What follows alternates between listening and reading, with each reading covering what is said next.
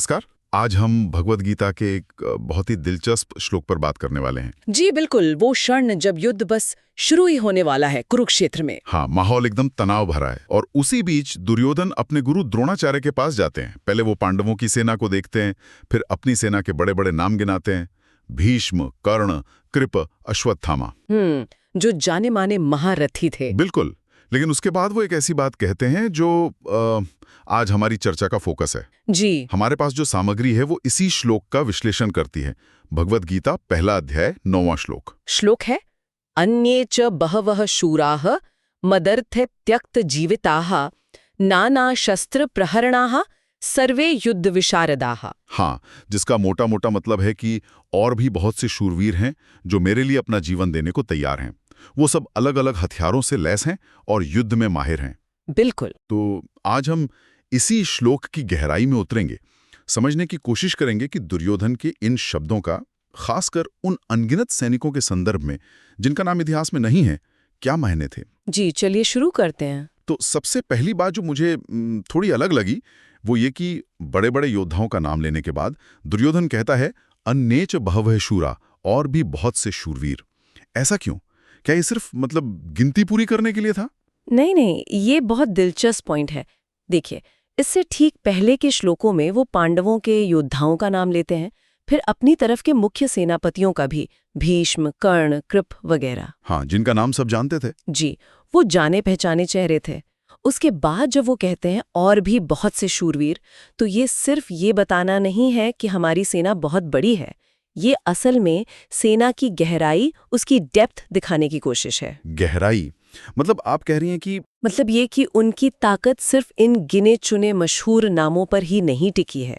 उनके पास एक बहुत बड़ी सेना है जिसमें अनगिनत ऐसे योद्धा हैं जो शायद उतने फेमस ना हो, लेकिन वो शूरवीर हैं, वो लड़ना जानते हैं। अच्छा, तो ये एक तरह से द्रोणाचार्य को और शायद संजय के जरिए धृतराष्ट्र को भी ये विश्वास दिलाने की कोशिश है कि हमारी तैयारी पूरी है, हमारे पास सिर्फ स्टार प्लेयर्स ही नहीं है, पूरी टीम मजबूत है। हाँ, ये बात तो है। जैसे कोई क्रिकेट टीम कहे कि हमारे पास सिर्फ टॉप बैट्समैन ही नहीं, पूरी बेंच स्ट्रेंथ कमाल की है। बिल्कुल वही बात। ये आत्मविश्वास दिखाने का तरीका है कि हमारी बुनियाद पक्की है। ठीक है, लेकिन फिर वो अगली बात कहते हैं, मदर थे त्यक्त जीविता, मेरे लिए अपने प्राण त्यागने को तैयार।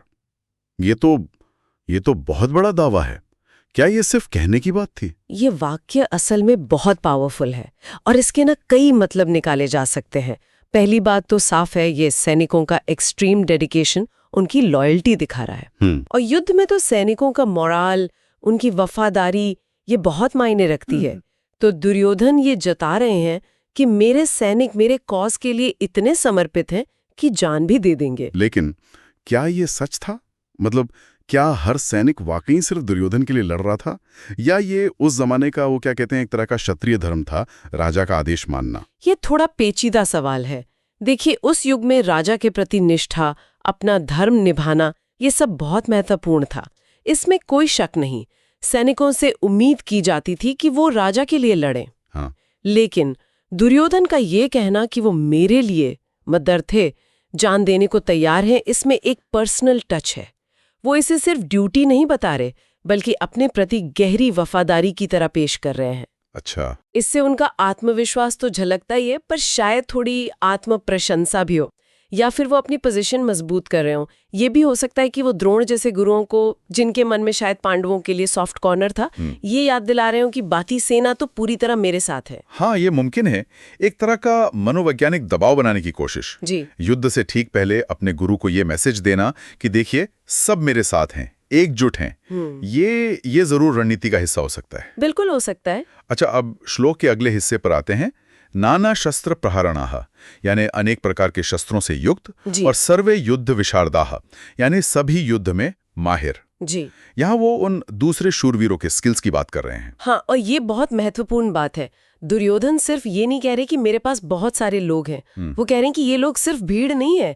पहली बात, वो अच्छी तरह हथियारों से लेस है, नाना शस्त्र प्रहरणाः, ट्रेंड हैं, स्किल्ड हैं, युद्ध कला में माहिर हैं, सिर्फ हथियार पकड़े खड़े नहीं हैं, उन्हें चलाना जानते हैं। तो ये सिर्फ क्वांटिटी नहीं, क्वालिटी की भी बात हो रही है। एग्जैक्टली। वो कह रहे हैं कि मेरी सेना बड़ी भी है, लॉयल भी है और स्किल्ड भी है। वो एक पूरी तस्वीर पेश कर रहे हैं, एक ऐसी सेना जो न सिर्फ विशाल और वफादार है बल्कि टेक्निकली भी सक्षम है, युद्ध के लिए पूरी तरह तैयार। ये एक तरह से कौरव सेना की प्रोफेशनल इमेज बनाने जैसा है। शायद पांडवों को कम आंकते हुए वो अपनी मिलिट्री सुपीरियॉरिटी दिखाना चाह रहे हैं। ये सिर्फ शेखी बघारना नहीं है, ये अपनी सेना की कैपेबिलिटी का असेसमेंट है जो वो अपने गुरु के सामने रख रहे हैं। हमारे पास जो विश्लेषण है उसमें आज के ज़माने की एक मिसाल दी गई है जो इसे समझने में काफ़ी मदद करती है। अच्छा, क्या मिसाल है? जैसे कोई कंपनी का सीईओ अपनी मीटिंग में सिर्फ टॉप मैनेजर्स की तारीफ न करे बल्कि ये कहे कि हमारी असली ताकत तो हमारे सभी कर्मचारी हैं।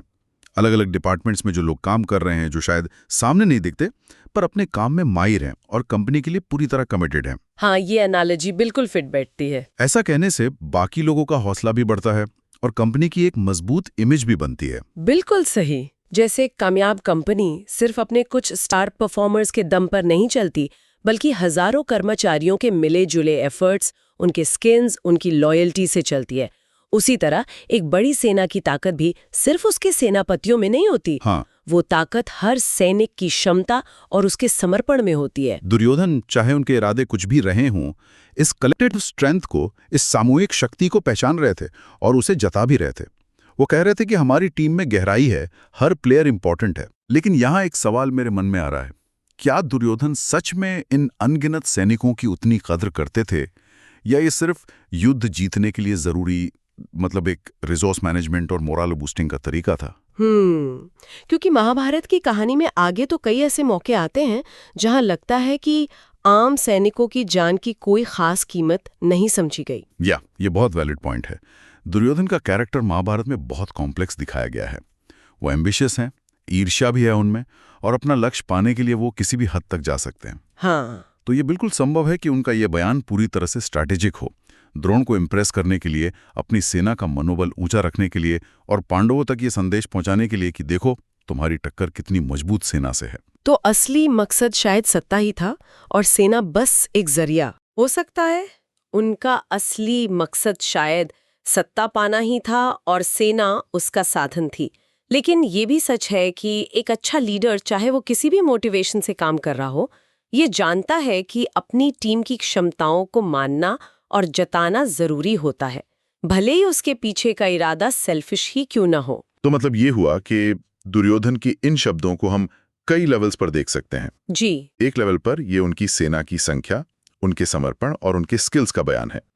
दूसरे लेवल पर ये एक साइकोलॉजिकल मूव हो सकता है। बिल्कुल। और शायद कहीं ना कहीं ये उस समय की मिलिट्री थिंकिंग को भी दिखाता है जहां राजा अपनी पूरी सेना को अपनी ताकत के एक्सटेंशन के रूप में देखता था। हाँ, ये मल्टी लेयर्ड है। ये सिर्फ एक सीधी साधी तारीफ नहीं है, इसमें कॉन्फिडेंस है, शायद थोड़ा अहंकार भी है, इसमें स्ट्रैटेजी है और उस समय के राजधर्म और युद्ध नीति की झलक भी मिलती है। ये हमें सोचने पर मजबूर करता है कि लीडरशिप कैसे अपनी टीम की ताकत को देखती है और उसे दुनिया के सामने कैसे पेश करती है। तो अगर हम पूरी बात को समेटें, दुर्योधन का ये श्लोक, जो 9वां श्लोक है पहले अध्याय का, ये सिर्फ गिनती नहीं है। नहीं, पहले बड़े योद्धाओं का नाम लेकर वो अपनी सेना के टॉप को दिखाते हैं और फिर अन्य च बहवः शूरा कहकर उसकी डेप्थ और विस्तार को, जी, मदर्थे त्यक्त जीविता कहकर वो सैनिकों के समर्पण पर जोर देते हैं, चाहे वो असली हो या एक्सपेक्टेड। हाँ, और नाना शस्त्र प्रहरणाओं सर्वे युद्ध विशारदा कहकर वो उनकी क्वालिटी, उनके स्किल और उनकी तैयारी को कंफर्म करते हैं। ये सब मिलकर कौरव सेना की एक बहुत शक्तिशाली और डराने वाली तस्वीर पेश करते हैं। हाँ, बिल्कुल। संक्षेप में यही सार है। वो अपनी सेना को एक कंप्लीट, वेल इक्विप्ड, डेडिकेटेड और स्किल्ड यूनिट के तौर पर प्रेजेंट कर रहे हैं, जिसमें हर सदस्य, चाहे वो फेमस हो या गुमनाम, महत्वपूर्ण है और युद्ध के लिए तैयार है। ये पांडवों के लिए एक वार्निंग भी है और अपनी सेना के लिए एक मोटिवेशन भी। तो आज हमने देखा कि भगवद गीता के इस एक छोटे से श्लोक में कितने गहरे मतलब छिपे हो सकते हैं। जी, ये सिर्फ शब्दों का खेल नहीं, बल्कि उस समय की पॉलिटिक्स, वॉर स्ट्रैटेजी और ह्यूमन साइकोलॉजी की भी एक झलक देता है। दुर्योधन ने कम से कम शब्दों में ही सही अपनी सेना के उन गुमनाम हीरोज को भी महत्व दिया, जिनकी वजह से कोई भी सेना या संगठन असल में मजबूत बनता है। और यहीं से एक सोचने वाली बात निकलती है जो आज भी उतनी ही रेलेवेंट है किसी भी टीम या संस्था या देश की असली ताकत कहाँ होती है? क्या वो सिर्फ चंद मशहूर चेहरों, करिश्माई नेताओं या स्टार परफॉर्मर्स में होती है? या फिर उन अनगिनत लोगों में जो पर्दे के पीछे रहकर बिना नाम की परवाह किए पूरी लगन और कुशलता से अपना काम करते हैं और उस संस्था की नींव को मजबूत बनाते हैं? ये जो जाने पहचाने नायक और गुमनाम योद्धाओं का समीकरण है, लीडरशिप और फॉलोअर्स का जो रिश्ता है, इसमें शक्ति का संतुलन कहाँ होना चाहिए? हाँ, आज के दौर में हम इस संतुलन को कैसे देखते हैं और कैसे साधते हैं, इस पर सोचा जा सकता है। वाकई ये एक ऐसा सवाल है जिस पर विचार किया जाना चाहिए। इसी विचार के साथ आज की ये गहन चर्चा यहीं समाप्त करते हैं। उम्मीद है दुर्योधन के शब्दों के इस विश्लेषण ने आपको कुछ नया सोचने पर मजबूर किया होगा।